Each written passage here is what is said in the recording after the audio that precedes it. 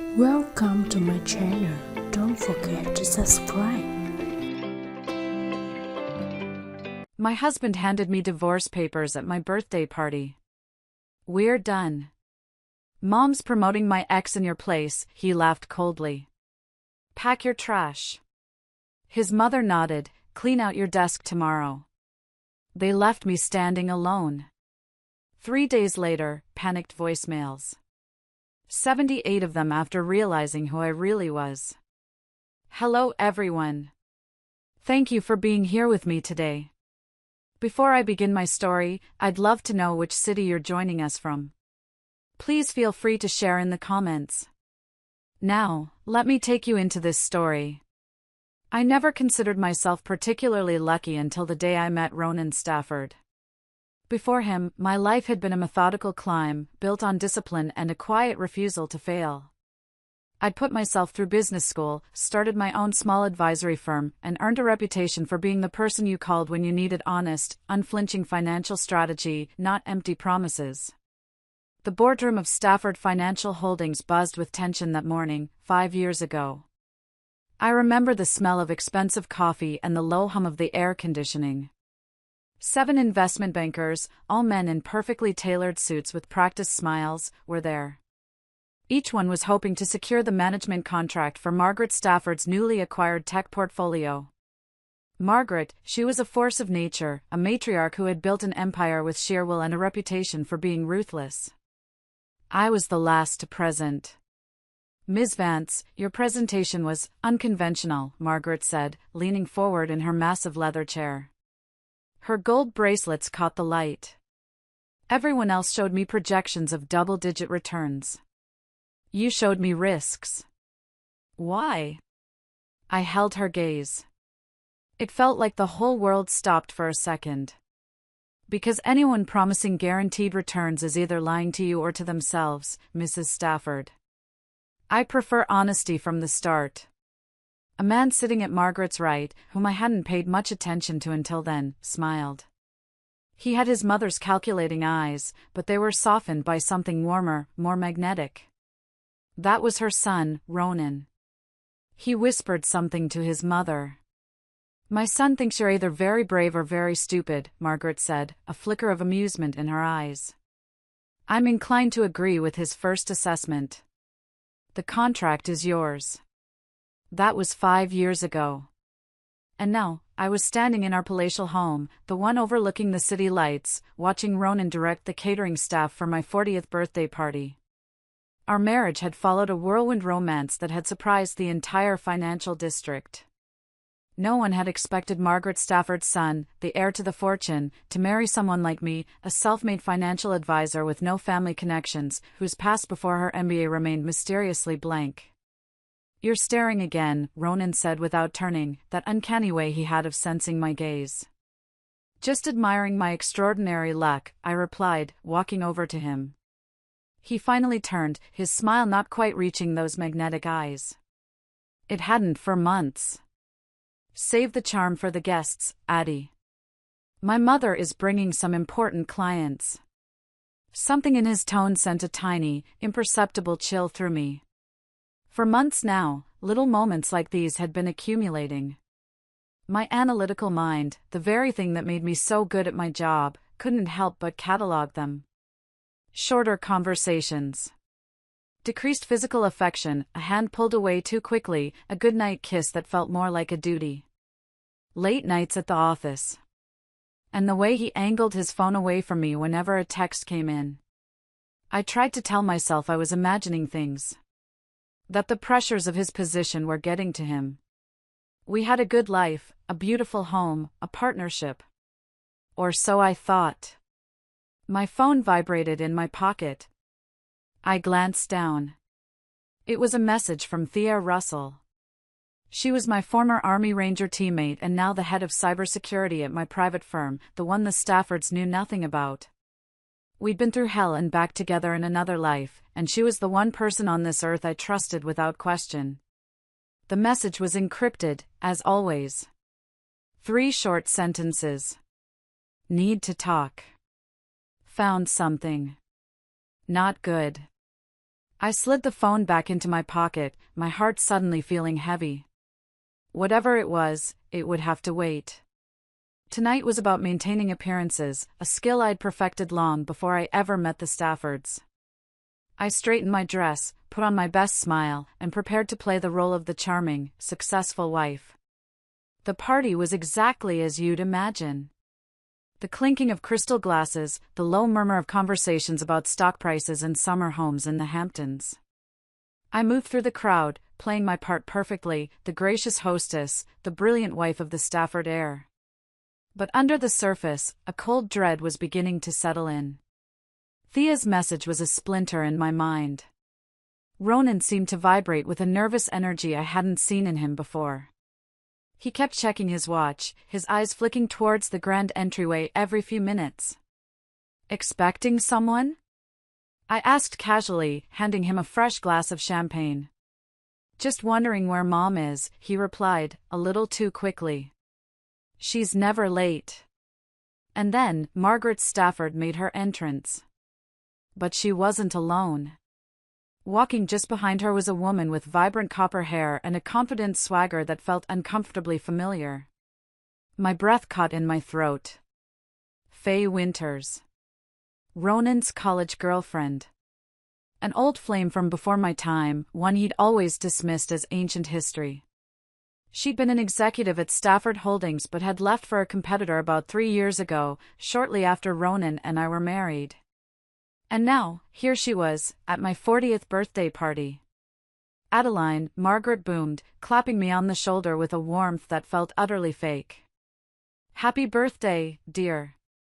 You remember Faye, don't you?" "Of course," I replied evenly, my voice betraying none of the alarm bells screaming in my head. I extended my hand. "It's been a while, Faye." Faye's grip was unnecessarily firm.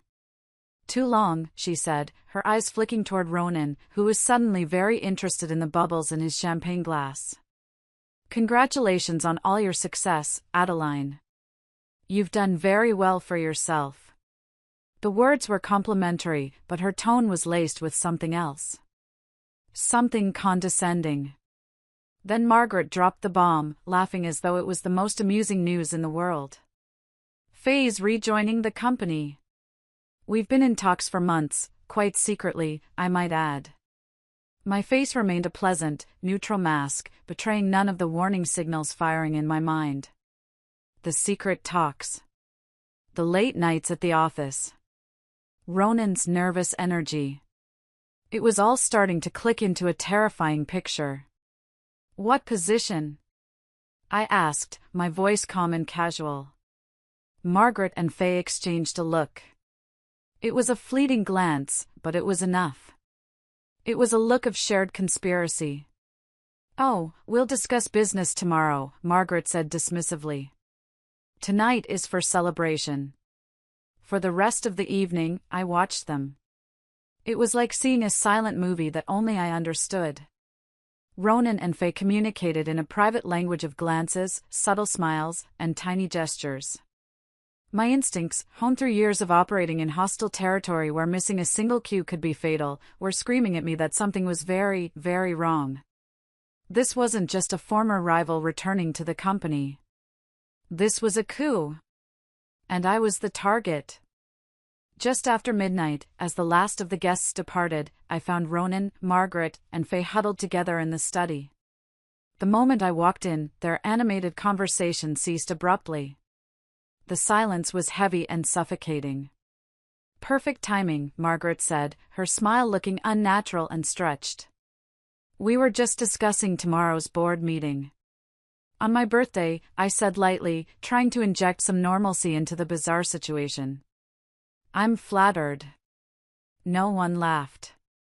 Later that night, lying in the cold, silent space beside my husband in our king-sized bed, I finally pulled up my phone and read Theo's full, decrypted message. "They've been planning this for months. R has been transferring assets. F returned 2 months ago. They meet at the Princeton Hotel every Tuesday. I have everything documented. Call me." I closed my eyes, the screen of the phone casting a pale light on my face. Every betrayal indicator I had noticed but dismissed over the past few months now clicked into place. The coincidences that weren't coincidences. The meetings he never detailed. The subtle changes in his behavior. They weren't just signs of a failing marriage. They were acts of war.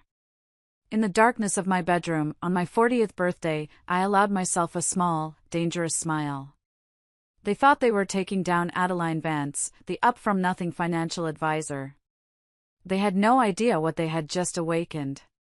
The morning after my so-called party, I rose before dawn.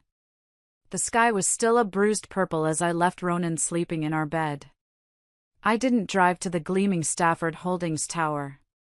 Instead, I went to my real office downtown, a discreet, unmarked building that housed the nerve center of my private operations. Thea Russell was waiting for me.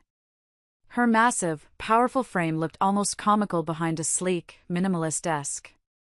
Once the most feared combat specialist in our unit, Thea now hid her lethal abilities behind designer suits and cybersecurity credentials. She was my rock, my oldest friend.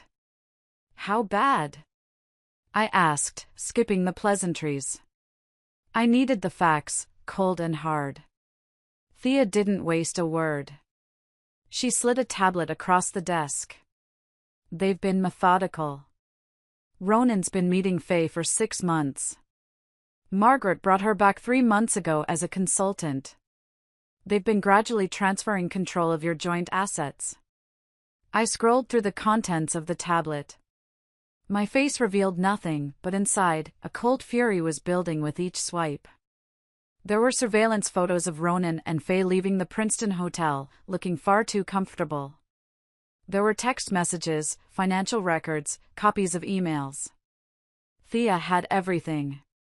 The board votes today to install Faye as Chief Investment Officer, Thea continued, her voice a low rumble. Your position.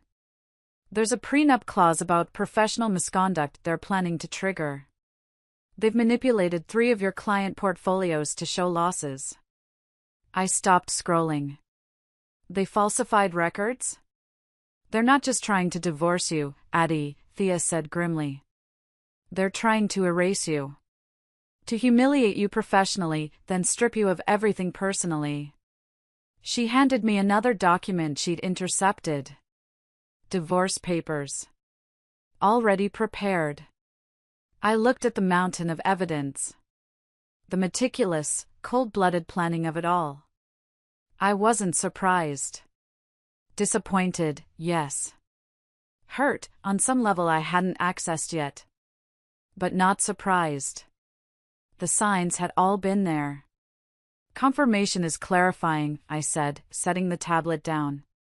My voice was steady. What's our play? Thea's eyes glinted. That's what I was waiting to hear. I leaned back in my chair. The soldier in me was taking over now. The strategist. The survivor. First, I said, we secure what's mine. Transfer everything from our contingency structures. Now. Done, Thea said, her fingers already flying across a keyboard. Second, I attend the board meeting. I walk in there as if I know nothing. And third? Thea asked, a slow smile spreading across her face. A cold smile of my own touched my lips. Third, I start dismantling their lives, piece by piece. An hour later, I walked into the Stafford Holdings boardroom. The energy was subdued, but thick with anticipation. Margaret sat at the head of the table, regal and severe. Faye was to her right, where I usually sat. And my husband, Ronan, was seated beside Faye, looking pale but resolute. Adeline, Margaret acknowledged coldly. We've already begun. By all means, continue, I said, taking the only remaining seat at the far end of the table, as far from the center of power as possible. I wanted them to think I was already defeated. For the next hour, I watched Faye present her masterpiece of deception. She walked the board through deliberately manipulated data from my accounts. 3 major portfolios I knew were performing well above market averages, were now showing significant, alarming losses. It was a brilliant, criminal performance. When she finished, Margaret turned to me, her eyes like chips of ice. Do you have anything to add? This was the moment. I stood up, slowly buttoning my jacket. The entire room was silent, watching me. Just a question, I said calmly, my eyes locking with Margaret's. When did you decide Faye would make a better daughter-in-law than me? A collective gasp went through the room. Margaret's face flushed a deep, ugly red.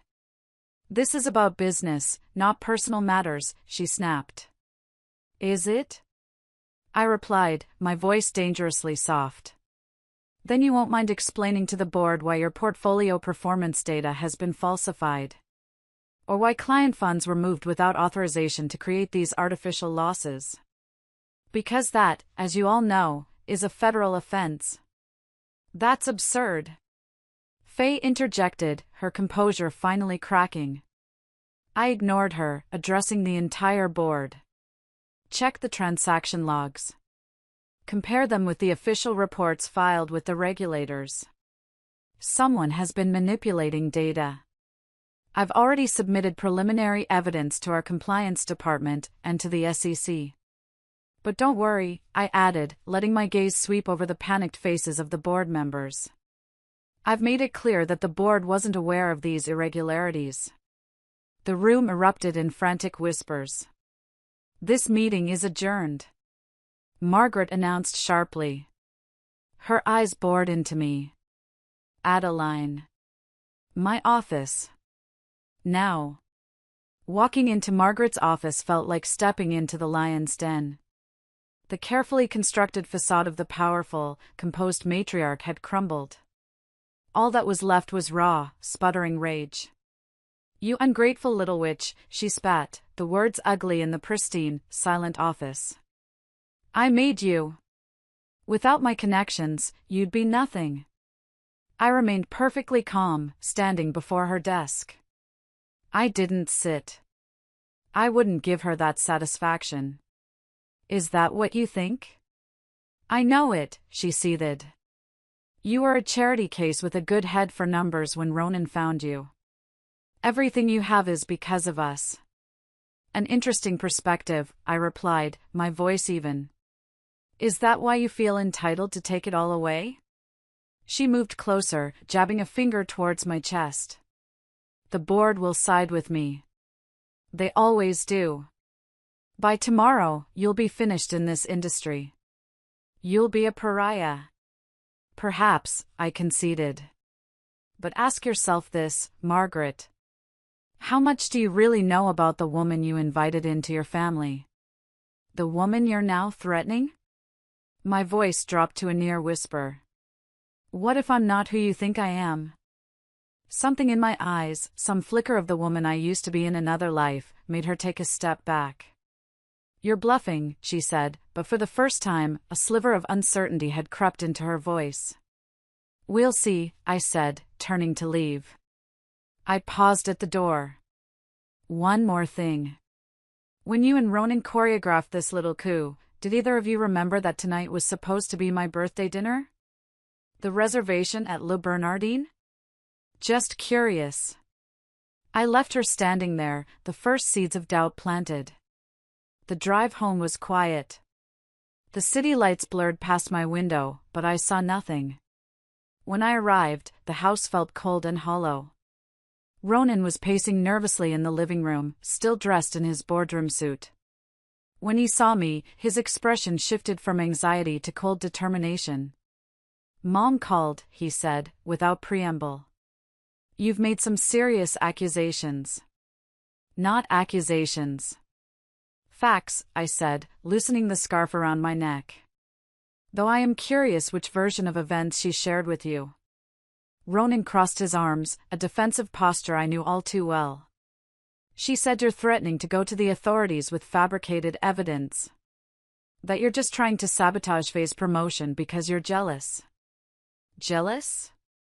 I repeated, the word tasting like ash in my mouth. Of the woman you've been sleeping with behind my back for 6 months? That would be redundant, don't you think? His face went pale. For a moment, he looked genuinely shocked that I knew. Then the mask of defiance slammed back down. "Don't be ridiculous."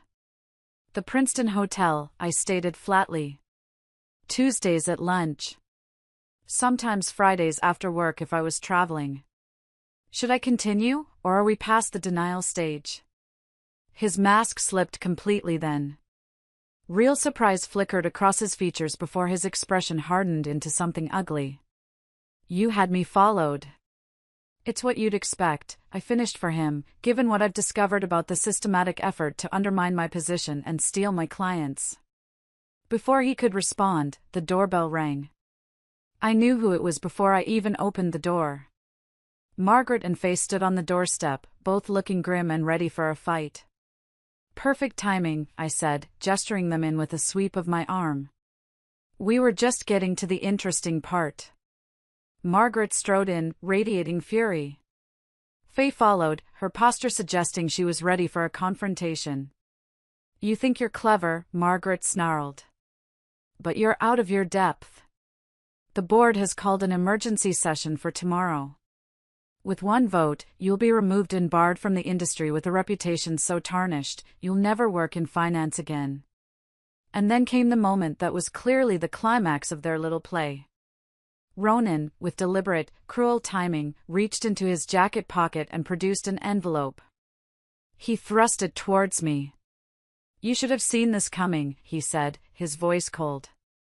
I took the envelope without opening it. My own divorce papers. Handed to me in my own home by my husband, flanked by his mother and his mistress, just one day after my 40th birthday. "And this is how you chose to do it?" I asked, looking from his face to Margaret's, then to Faye's smug expression. "Not in private, but as a performance." Ronan laughed then, a harsh, ugly sound. "We're done, Addie. Mom's promoting my ex in your place. Pack your trash." Margaret nodded in agreement, a look of grim satisfaction on her face. "Clean out your desk tomorrow." They left me standing alone in the vast, silent living room. Three of them, a united front, believing they had won. Believing they had destroyed me. I stood there for a long moment after they left, the unopened envelope feeling heavy and foreign in my hand. I looked around the room, at the art we'd chosen together, the photos on the mantelpiece, the life I thought we were building. All of it a lie. A carefully constructed stage for my eventual ruin. I didn't cry. I didn't scream. The grief and the rage were there, simmering deep beneath the surface, but something else had taken over, a cold, clear-eyed focus. The soldier had taken command. I walked over to the bar, my heels clicking on the hardwood floor. I placed the unopened divorce papers on the polished surface, right next to our wedding photo. Then I poured myself a drink, a good, stiff bourbon. Nothing to say? It was Ronan. He hadn't left with the others. He was standing in the doorway to the hall, watching me with a taunting look on his face. He wanted to see me break. "Oh, I have plenty to say," I replied, taking a slow sip of my drink. The bourbon burned a welcome path down my throat. But actions speak louder than words, don't they? I turned to face him fully. "So instead of saying anything, I'll simply inform you of a few things. First, as of this morning, I no longer work for Stafford Holdings." He scoffed. "You can't quit. You're fired." "Semantics," I said with a shrug. "More importantly, as of 30 minutes ago, a private holding company called Willix Capital has acquired a controlling interest in Lister Technologies, Vanguard Dynamics, and Brightway Systems." I watched his face. The smug, confident expression began to falter, replaced by a flicker of confusion. He knew the names, of course. The color drained from his face. It was a slow, satisfying process to watch. That's impossible," he stammered. "Those are our three largest tech holdings." "They were," I corrected him gently. "Their boards voted unanimously for the acquisition this afternoon." It seems they became quite concerned after learning about certain irregularities in Stafford's management of their portfolios. Curiously, I added, taking another sip of my bourbon, those were the same 3 portfolios that were suddenly showing artificial losses in Faye's little presentation today. I let that sink in. I could practically see the gears grinding in his head as he tried to process the impossible. Did you really think the CEOs of those companies, men I have worked with for years, whose trust one have earned, wouldn't take my calls when you started manipulating their stock values? I asked, my voice soft but cutting. Did you think I was that stupid? That I wouldn't have contingencies? He looked like he'd been physically struck. He stumbled back a step, leaning against the doorframe for support. You can't do this. Those accounts, they represent 40% of our holdings. 37.6% to be precise, I said, setting my glass down. But who's counting? The arrogant, confident man who had handed me divorce papers just minutes ago was gone. In his place was a scared, bewildered boy who had just realized he'd picked a fight with someone far out of his league. Now, if you'll excuse me, I said, walking past him towards the door. I believe I have a birthday dinner to attend. Alone. This isn't over, he hissed, his voice trembling with a mixture of rage and fear. I paused at the doorway and looked back at him one last time. You're right about that, I said. It's just beginning. I walked out of that house, leaving him standing alone in what had been our home. I didn't look back. Through the security cameras I'd had installed months ago, I later watched him, his mother, and Faye huddled in Margaret's car, frantically making calls. Their carefully constructed world was already unraveling. And I was just getting started. For the next 3 days, I went dark. I didn't answer my phone. I didn't respond to emails. To the Stafford family and the financial world, Adeline Vance had vanished. In that time, the chaos I had unleashed erupted. The SEC announced a formal investigation into Stafford Holdings. The company's stock plummeted by 40%. Major clients, spooked by the news of fraud, began withdrawing their business in a mass exodus. And where was I? Not hiding. Not licking my wounds. I was working. My real headquarters was a converted warehouse in an industrial district, a place that didn't exist on any public record. Inside was a sophisticated communication and operations center that would rival some government agencies. This was the nerve center of Axiom Capital, my real company, my global private investment firm. This was the source of my true power, a fortune and a network built over a decade, completely hidden from the Staffords. My team was comprised of 6 operatives, all former military specialists who had served with me. They were the best in the world at what they did. Thea gave me the report. Ronan has called 23 times, she said, glancing at a monitor displaying call logs. Margaret, 34. Faye, 16. They've left multiple panicked voicemails on all your numbers. I just nodded, my eyes fixed on a different screen. It showed a live surveillance feed of Stafford Holdings headquarters, where SEC agents were currently removing boxes of documents. Another screen showed a haggard-looking Margaret arriving at her lawyer's office. The prenup had a morality clause, said Maya Rodriguez, entering the room with a tablet. Once an intelligence analyst, Maya now handled our digital surveillance. Ronan's infidelity voids most of his protections. Your lawyer confirms the divorce can proceed on your terms. And the property transfers? I asked. Reversed, Maya confirmed. The attempt to move your joint assets triggered fraud alerts I planted in their system months ago. Everything's frozen pending the investigation. This was the part they never understood. They thought I was just a talented financial advisor. They saw what I wanted them to see, a capable woman with a convenient lack of family connections, a blank past that made me seem like a safe, rootless addition to their dynasty. The truth was, my past wasn't blank. It was deliberately and professionally erased. I was an orphan who'd enlisted at 18, been recruited for special operations at 20, and spent 8 years conducting missions you'll never read about. After that life, I built a new identity, a new fortune, a new world for myself in finance. I didn't need the Staffords' money or their name. I never had. What about their vulnerabilities? I asked the team. Maya swiped through several screens. Margaret's heavily leveraged. 3 of her properties have second mortgages. Her yacht is financed. Without that tech portfolio you acquired, she'll struggle to meet her obligations. Faye has significant gambling debts in Vegas and Macau, approximately $3 million. And Ronan. She paused. His personal accounts show regular transfers to a hidden account in the Caymans. Current balance, $12 million. Money he'd skimmed from our joint accounts over the years. Preparing his escape. The door to the command center opened and Victoria Castillo walked in.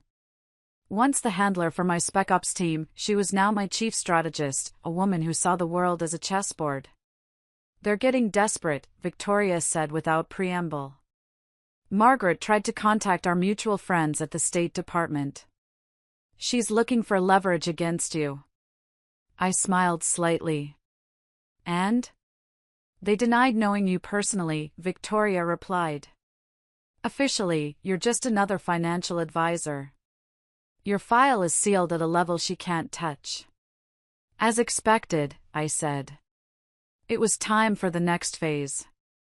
I picked up a secure satellite phone that hadn't been used in 5 years and dialed Margaret Stafford's private line.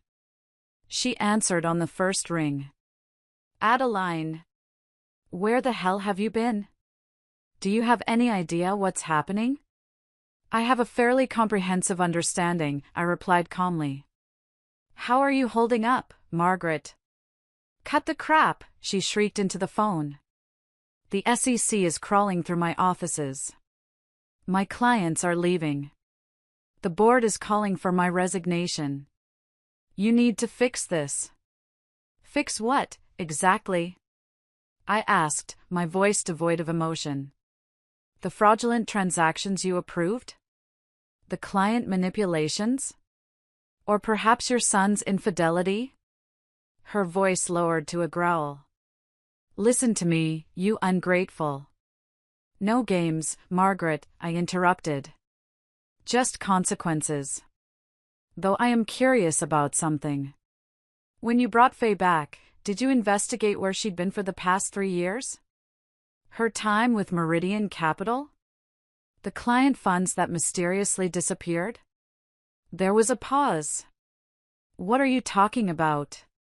Perhaps you should ask her about the Liechtenstein accounts, I said softly. Or don't.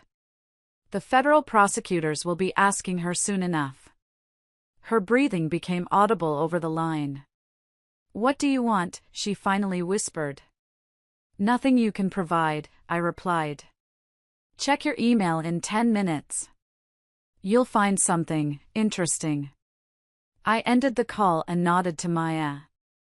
She sent the prepared email, a detailed dossier of Faye's past financial crimes, complete with account numbers and transaction records. How many messages have they left now? I asked Thea. She checked the log. 78. 78 panicked voicemails in 3 days. After a lifetime of them underestimating me, they were finally beginning to realize who I really was. An hour later, I walked into the Stafford Holdings building for the first time since my birthday. The security guards looked uncertain, their instructions to keep me out conflicting with the sheer, unshakable confidence with which I moved through the lobby. I took the executive elevator to the top floor. I found them huddled in Margaret's office, Margaret, Ronan, and a visibly agitated Faye. Their conversation stopped abruptly when I entered. Adeline, Ronan breathed, standing quickly. His carefully styled hair was a mess, and his expensive suit looked rumpled. The lack of sleep was evident in the dark circles under his eyes. Where have you been? We've been trying to reach you for days. I'm aware, I replied, remaining by the door. 78 messages. Quite persistent. Margaret looked as though she'd aged a decade in 3 days. Did you send those files about Faye? Whatever she sent you is fabricated. Faye snapped, her face contorted with rage. She's trying to drive a wedge between us. The Liechtenstein accounts aren't fabricated, I said mildly. Neither are the transactions you authorized using client funds. The regulatory authorities in 3 countries have been building that case for 2 years. Faye lunged forward, but I sidestepped easily, and she stumbled against the desk. Physical confrontation, Faye? Is that your solution? I straightened my cuffs. How disappointing. Ronan stepped forward then, his expression shifting to one I recognized, the calculated charm he employed when trying to manipulate a situation. Adeline, please, he said, his voice softening. This has all spiraled out of control. We need to talk, privately. We are talking, I replied. Though I'm curious, what changed? 3 days ago, you were quite confident in your decision to end our marriage. The situation has changed, Margaret interjected, wiping sweat from her brow. We can come to an arrangement. One that benefits everyone. You could return as CEO. Faye would be gone. You'd have complete control. I looked at Ronan. And what about the divorce? He hesitated, then took a step closer. We could reconsider. We've had 5 good years, Addie. One mistake shouldn't erase that. One mistake? I repeated, the words dripping with ice. Is that how you characterize 6 months of deception? The systematic effort to undermine my position? The theft of our joint assets? I saw his face pale at the mention of the money. The Cayman account, Ronan. $12 million, transferred gradually over 2 years. Did you think I wouldn't find that? I turned to Margaret. You never really knew me, did you? Any of you. You saw what I wanted you to see. A capable financial advisor with a convenient lack of family connections. I let a small, cold smile touch my lips. Did you never wonder why a woman with my abilities, my resources, would settle for a mid-level position in your mediocre company? What are you saying? Margaret demanded. I'm saying that before I built Axiom Capital, yes, that Axiom Capital, with offices in 11 countries, I spent 8 years in special operations, conducting missions you'll never read about. I'm saying that the woman you tried to destroy has resources you cannot begin to comprehend. The room fell silent. The air was thick with their shock and dawning horror. Why? Ronan finally asked, his voice barely a whisper.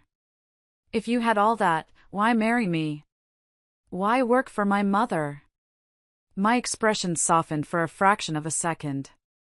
Because 5 years ago, I believed you were different. I believed what we had was real. My eyes hardened again. A miscalculation on my part. I turned to leave, then paused. There was one more thing they needed to know. The real reason.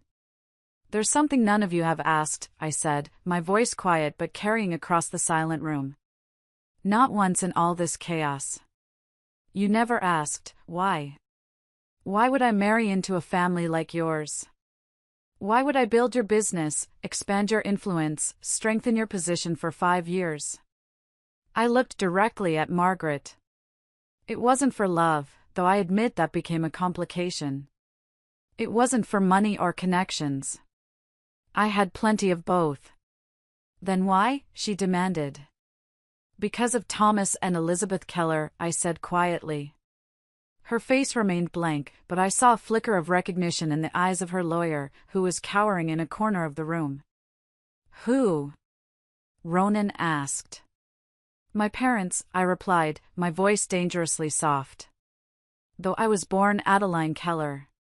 They owned a regional investment firm in the Midwest.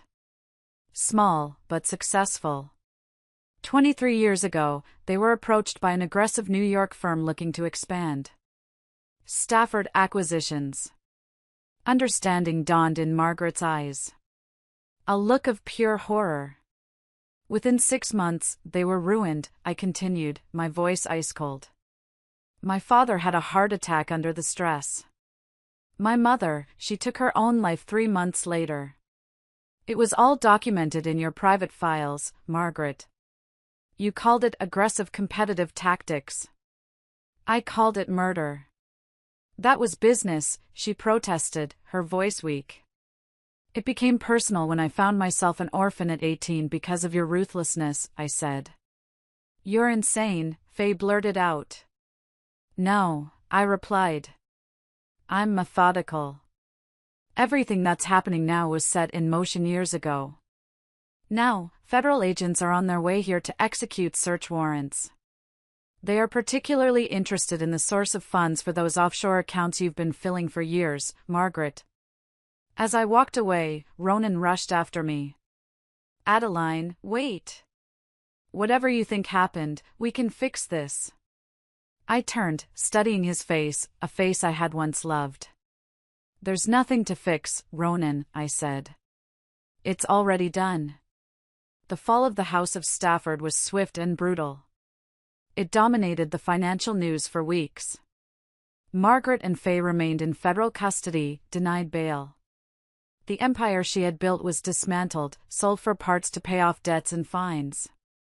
Ronan, thanks to a plea deal, was released on house arrest, confined to a modest apartment with an ankle monitor, all his assets frozen.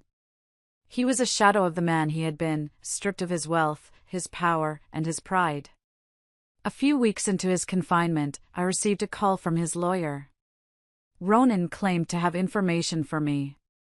Something vital. He said it was something his father, who had passed away years before Margaret took full control of the company, had left for him. A secret he was meant to keep, even from his own mother. I was skeptical. It sounded like a desperation play. But my curiosity got the better of me. I agreed to a meeting, at a neutral location, with my security team present. He looked diminished. The arrogance was gone, replaced by a weary resignation. Thank you for seeing me, Adeline, he said, not meeting my eyes. You have 5 minutes, Ronan, I replied, my voice flat. He pushed a small, encrypted USB drive across the table. My father left this for me. He told me to open it only if she ever went too far. If her ambition ever became truly destructive. He finally looked up at me, his eyes filled with a strange mix of shame and sorrow. I should have looked at this years ago. What is it? I asked. It's proof, he said, his voice cracking. Proof that my mother, she wasn't the mastermind behind what happened to your parents. She was ambitious, yes. Ruthless, absolutely. But she was also a tool. I stared at him, my mind racing. A tool for whom? Eleanor Whitley, he whispered, the name hanging in the air like a death sentence. Eleanor Whitley. The billionaire investor, the celebrated philanthropist, a woman whose reputation for integrity was unimpeachable. She was a titan of industry, a close friend of the Stafford family for decades. She was Ronan's godmother. That's absurd, I said, though a cold knot was forming in my stomach. Whitley had no official connection to your mother's business back then. Not officially, Ronan agreed. But she financed the entire Stafford Acquisitions division through a series of shell companies. She personally selected the targets for hostile takeovers. Your parents' firm was one of them. My mother was essentially her instrument, her attack dog. This drive, it has my father's notes, copies of secret correspondence, transaction records. He knew what Eleanor was doing, and it terrified him. I picked up the drive, my fingers feeling numb. For 23 years, my entire life had been focused on one target, Margaret Stafford. My vengeance was built on the foundation of her guilt. Now, to learn that she was just a symptom, and that the true disease was still out there, untouched, celebrated. Why give this to me now, Ronan? I asked, my voice barely audible. Because what I did to you is unforgivable, he said, looking down at his hands. I deserve whatever comes my way. But Whitley, she's still out there, still destroying lives the same way she destroyed your parents. Don't you want the complete truth? It's the only thing I have left to give you. After he left, I took the drive back to my command center. Thea and Maya worked for hours, triple-checking the data, authenticating every file. It was all genuine. Emails, financial records, and even scanned notes in Ronan's father's handwriting, documenting Eleanor Whitley's involvement in a series of predatory acquisitions spanning 2 decades. The Keller case was featured prominently, with specific instructions from Whitley to Margaret on how to systematically dismantle my family's business and break my father's spirit. My entire world tilted on its axis. My revenge, so meticulously planned and executed, was incomplete. The real enemy had remained in the shadows all along. I stood before the large map in our command center, the map displaying our global assets. But I wasn't seeing our holdings. I was seeing a new battlefield. Gilbert was a symptom, I said to my team, my voice hard as steel. Whitley is the disease. Victoria cautioned me. Eleanor Whitley is on another level, Adeline. She has powerful connections, political allies, friends in intelligence agencies. She won't be as easy to topple as Margaret. Good, I said coldly. I was beginning to think this had been too easy. The mission wasn't over. It had just found its true north. Taking down Eleanor Whitley required a different kind of strategy. She wasn't just a businesswoman, she was an institution, wrapped in a protective layer of philanthropy and political influence. A direct assault would be suicide. I needed to be a ghost, a whisper, a virus in her system. The perfect opportunity presented itself, Eleanor Whitley's 70th birthday celebration. It was the social event of the season, held at her palatial estate in the Hamptons. The guest list was a who's who of the global elite, senators, finance titans, celebrities, all paying homage to the grand dame of industry. None of them knew that my team had the entire property under complete surveillance. My operatives were posing as catering staff, security personnel, and even as the dates of some invited guests. From my command center in Manhattan, I watched the festivities through dozens of hidden camera feeds, like a goddess on a digital Olympus. Our source confirms Whitley received the package, Maya reported, her voice calm in my earpiece. Her security team is examining it now. Earlier that day, a discreet messenger had delivered a small, elegant box to Whitley's office. Inside was nothing but a flash drive and a note with 2 words, I know. She's leaving the main ballroom, Thea observed, tracking Whitley's movement through the mansion. Heading to her private study with her head of security. I watched on the monitor as the elderly but still imposing Whitley dismissed her security detail outside the study door, then entered alone. It was a room fortified against the world, soundproof and secure. But my team had breached its digital defenses weeks ago. I could see and hear everything. Just as I had anticipated, she inserted the flash drive into her computer. The drive contained a single video file. When she opened it, she found herself looking at my face. Good evening, Ms. Whitley, my recorded voice began. We haven't been formally introduced. My name is Adeline Keller, though you knew my parents as Thomas and Elizabeth. On the surveillance feed, Whitley's composed expression shifted from confusion to shock. Yes, those Kellers, the recording continued. The family whose business you destroyed 23 years ago through your proxy, Margaret Stafford. I'm sure you've been following Margaret's recent troubles.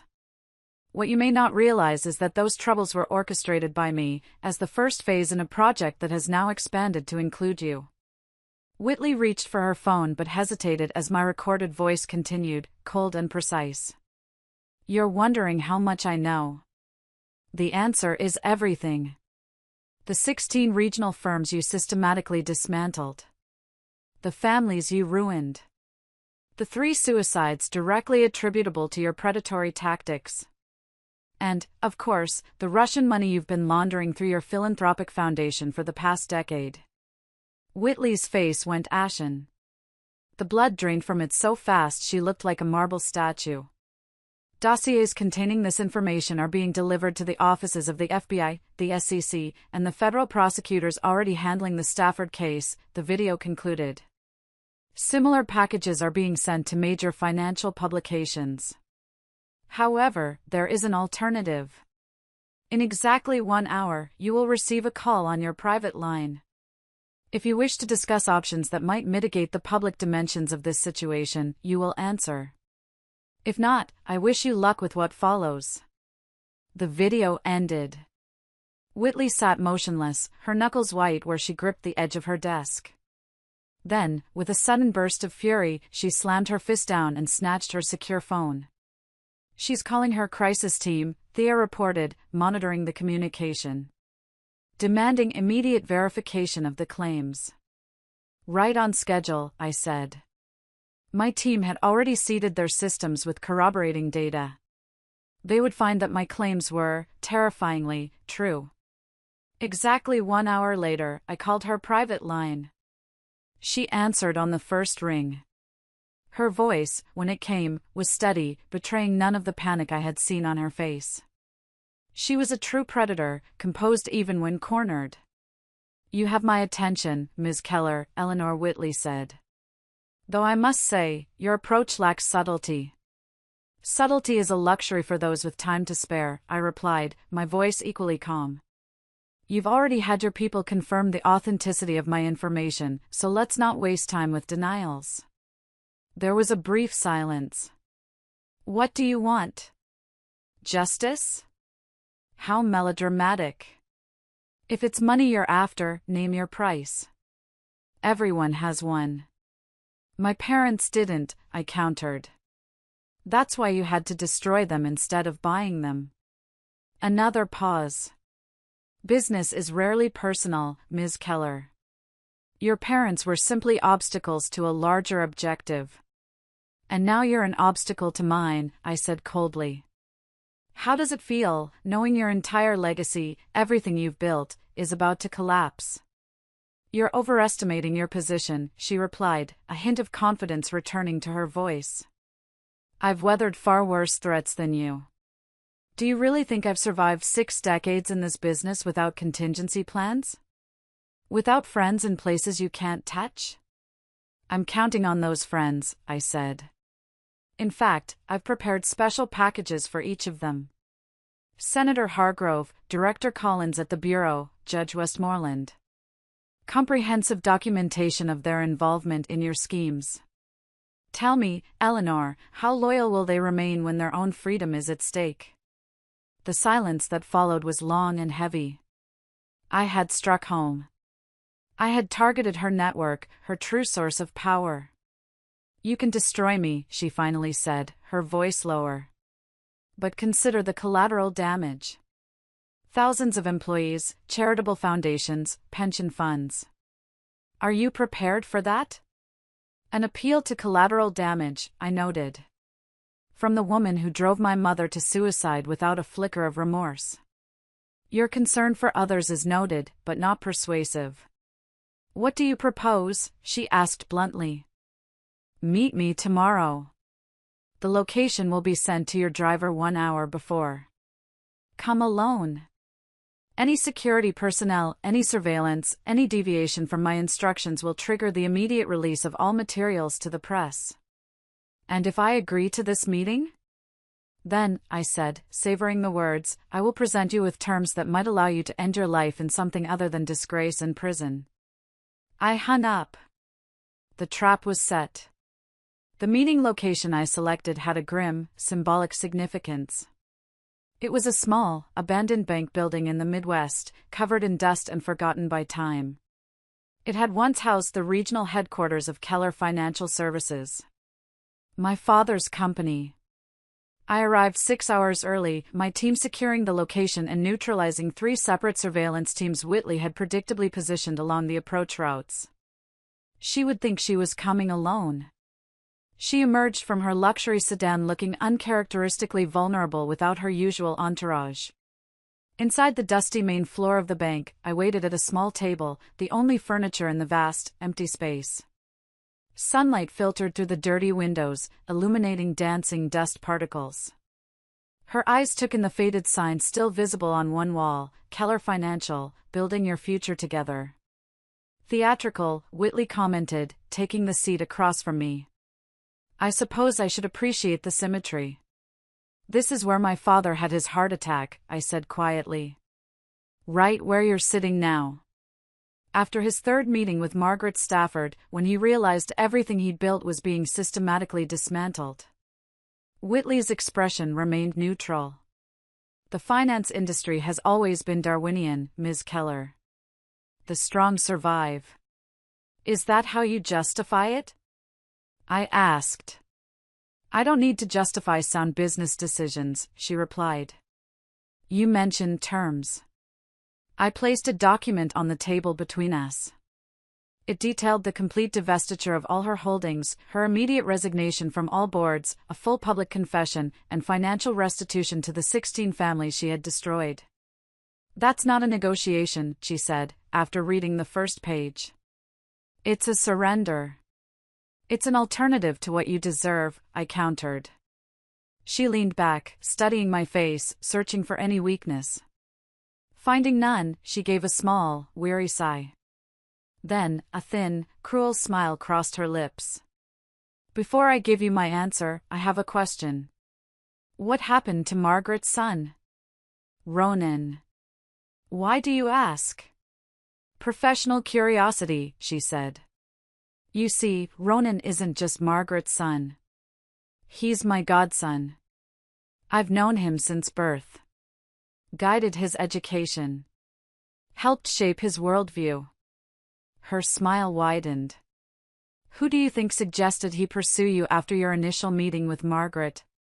Who provided the detailed psychological profile that helped him become exactly the kind of man you would fall for? The revelation landed like a physical blow, though I allowed no emotion to show on my face. My entire marriage. The whirlwind romance. The man I thought I loved. All of it, a script. Written by her. You're lying, I said flatly. Am I? She replied softly. Ask yourself. How convenient was it all? A woman with your talent and your hidden past was the perfect asset to get inside the Stafford empire, an empire I wanted to eventually control completely through my proxy, Margaret. You were an unforeseen complication, but a useful one for a time. My entire life for the past 5 years flashed before my eyes, a carefully orchestrated lie. Every shared laugh, every intimate moment, was tainted. This changes nothing, I said finally, my voice like stone. Your manipulation may have extended further than I realized, but the end result remains the same. You will sign this agreement, or you will face the consequences. She studied me for a long moment. Then she picked up the pen. You've won this round, Ms. Keller, she said.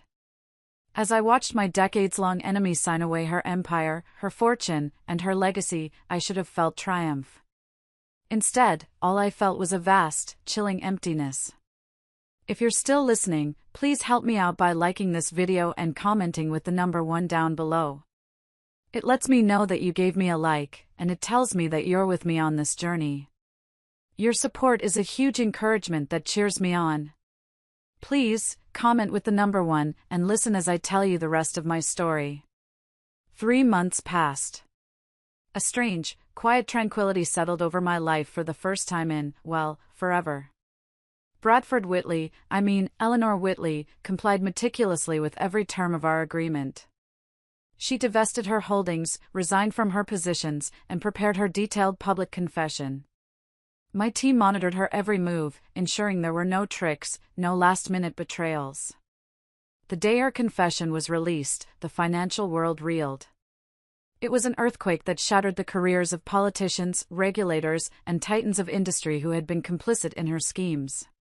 But more importantly, the 16 families who had been destroyed by her predatory tactics received not only financial restitution through anonymous trusts I had set up, but public vindication. Their names were cleared. Their stories were told. Justice, delayed for decades, was finally served. I watched the news coverage from my office, surrounded by my core team, Thea, Maya, Victoria. It's done, Victoria said quietly. After all these years. I nodded, my expression thoughtful. It was done.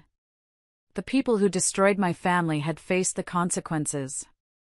My parents' names had been cleared. The single, burning purpose that had driven me for 23 years was extinguished. And in its place, there was a void. What now? The question echoed in the silence of the room. For so long, my life had been defined by this mission of vengeance. Who was I without it? The Whitley phase is done, I said, more to myself than to them. The Stafford phase is done. But there are others like them out there. Other families being destroyed by powerful people who believe they are beyond accountability. Thea looked at me, a knowing smile on her face. A new mission? A better purpose, I corrected her. My parents built their business to help people secure their futures, to protect what they'd worked for. In the end, there was no one to protect them. I turned to face my team, my family. But we can protect others. Over the following year, Axiom Capital transformed. We shifted from traditional investment services to specialized operations targeting predatory financial practices. Our unique combination of intelligence backgrounds and financial expertise made us a formidable force for good. As for the others? Margaret Stafford received a 20-year sentence for her crimes, effectively a life sentence at her age. Faye Winters, in exchange for testimony, received 12 years.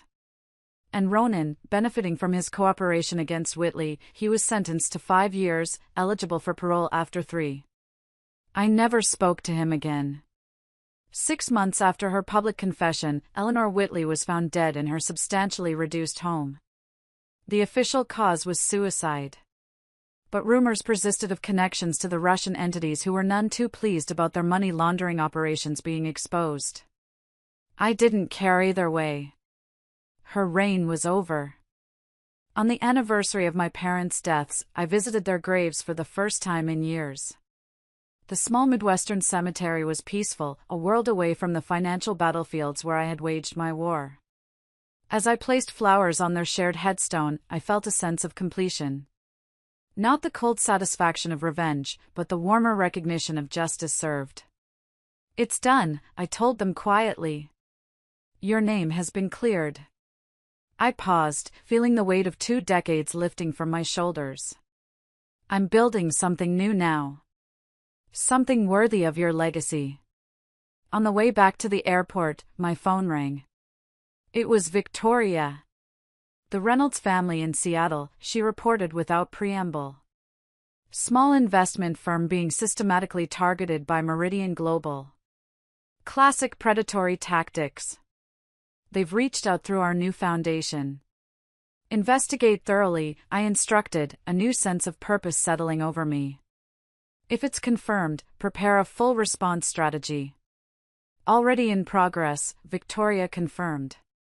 This one feels familiar.